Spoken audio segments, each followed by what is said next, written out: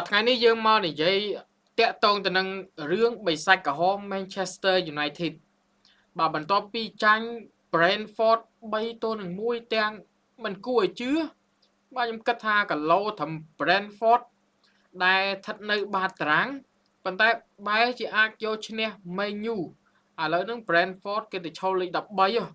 បាទហើយ Man U ឈរលេខ14អញ្ចឹងចាញ់យុគមិញហ្នឹងគឺចាញ់3-1បាទសុទ្ធបញ្ចូលទីដោយ Thiago ក៏ដូចជា Jensen បាទហើយខាង Man U ហ្នឹងគឺ Benjamin Sesko សុទ្ធបញ្ចូលទីគ្រាប់ទី1ឲ្យបិសាចក្រហម Manchester United ហើយរឿងដែលគួរឲ្យភ្ញាក់ផ្អើលមួយទៀតគឺ Bruno ពេលណាំងទីអត់ចូលទៀតហើយនេះគឺជាលើកទី2ហើយនៅរដូវកាល2025-2026ដែល Bruno ពេលណាំងទីមិនចូលបាទយើងដឹងហើយថានៅ Man U គ្មាននរណាគេពេលណាំងទីល្អជាង Bruno Fernandes ទេបន្ទាប់ពី Ronaldo ចាក់ចេញទៅសល់ Bruno ហ្នឹងហើយដែលជាអ្នកទាត់ពេលណាំងទីច្បាស់ជាងគេប៉ុន្តែនៅរដូវកាលថ្មីនេះសុទ្ធអត់ចូល2ដងបាទខ្ញុំមិនដឹងថាមានបញ្ហាអីសម្រាប់ Bruno បាទហើយធ្វើឲ្យចាញ់ទាំង2ដងដូចគ្នាលោក Robin Amarin តាំងពីដឹកនាំ Man U មកហ្នឹងមិនដែលឈ្នះពីប្រកួតជាប់គ្នាម្ដងណាឡើយបាទតាំងពីគាត់មកដឹកនាំ Man U តាំងពីរដូវកាលពាក់កណ្ដាលរដូវកាល2024-2025គាត់មិនដែលឈ្នះពីប្រកួតជាប់គ្នាបាទគឺគាត់ឈ្នះមកប្រកួតចាញ់ស្មើចាញ់ឈ្នះមួយបាទឈ្នះមួយអញ្ចឹងអ្នកគ្រប់គ្រងអបាទប្រកួតក្រោយចាញ់ទៀតឲ្យតែគាត់ឈ្នះហើយប្រកួតក្រោយត្រៀមបាទអញ្ចឹងនេះដូចប្រកួតនេះអញ្ចឹងប្រកួតទី5ហ្នឹងប៉ះ Chelsea ឈ្នះ Chelsea បាទឈ្នះ Chelsea អូសប្បាយអស់បាទបន្ទាប់មកប៉ះ Brentford ដល់ឈ្នះទៀតចាញ់បាទអញ្ចឹង6ប្រកួតនៅរដូវកាលថ្មីនេះឈ្នះ2ស្មើ1ចាញ់3មាន7ពិន្ទុបាទហើយ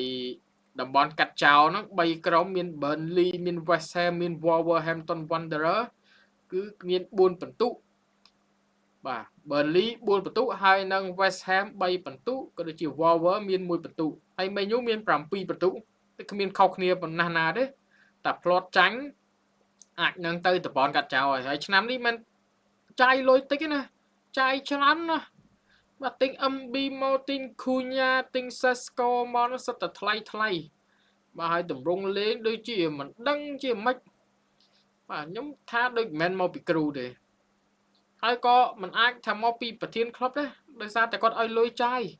ដើម្បីទិញកីឡាករល្អហើយមកលេងចាញ់រហូតហើយមួយទៀតហ្នឹងគឺអ្នកគ្រប់គ្រង Man U នេះបាទនេះអ្នកទាំងអស់គ្នាមើលសក់គាត់ណាបាទសក់គាត់ក្រាស់ខ្លាំងមែនទែនថ្ងៃនេះគឺជាថ្ងៃទី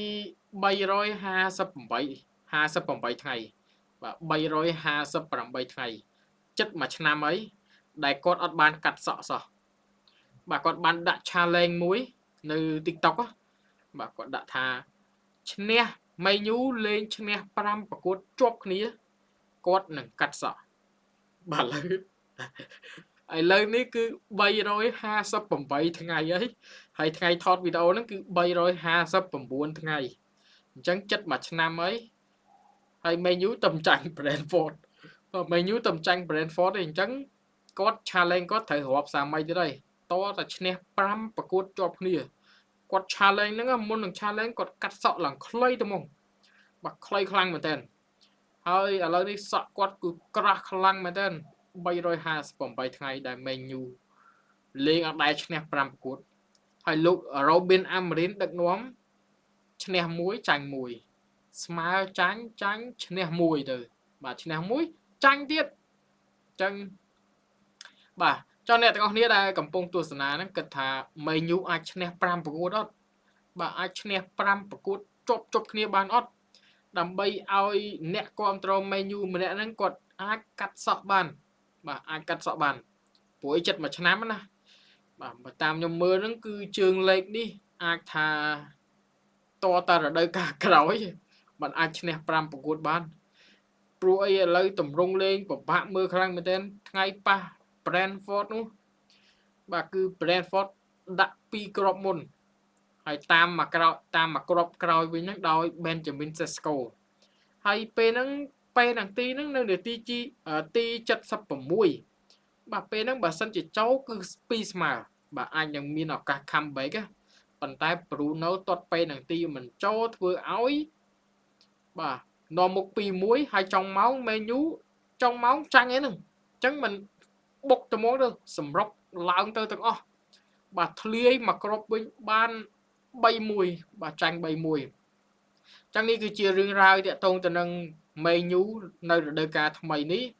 ដែល Benjamin Sesko សុទ្ធបានគ្រាប់ទី1បាទ Bruno ពេលនឹងទីមិនចូល2ដងជាប់គ្នា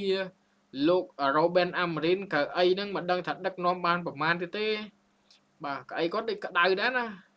ហើយនឹងអ្នកគ្រប់ត្រូល Man U 358ថ្ងៃហើយដែលគាត់អត់ទាន់បានកាត់សក់ដោយសារតែ Man U មិនអាចឈ្នះ5ប្រកួតជាប់គ្នាបាន